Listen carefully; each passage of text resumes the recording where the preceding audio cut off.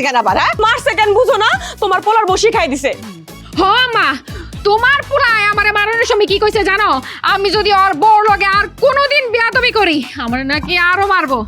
আমি তো এই বাড়িতে থাকুম না মা, আমি মামার বাড়ি চলে যাবো। চুপ কর সারি।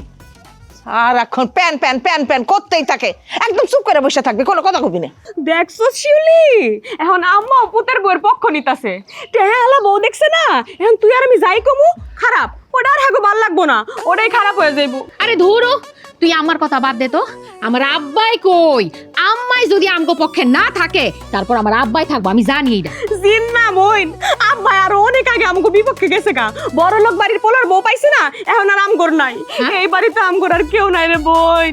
হ্যাঁ, কি কইতাছিস বাবু? তাইলে কি এই বাড়িতে আমাকে আপন বলতে কেউ নাই? ওরে বোন, এখন আর আমগো এই বাড়িতে আপন বলতে কেউ নাই রে। তোর আমি আছি আর তুই আমার আসস, আই ওই নাই কাছে। এই এই তোরা কি শুরু করছিস? হ্যাঁ, এই বাড়িতে কি মানুষ মরছে? নাই আমাই, তোমার লাগে আমাকে দুই বোনের কোনো কথা নাই। আই বোন আমরা দুই বোনে গলাগলি করে কান্দি।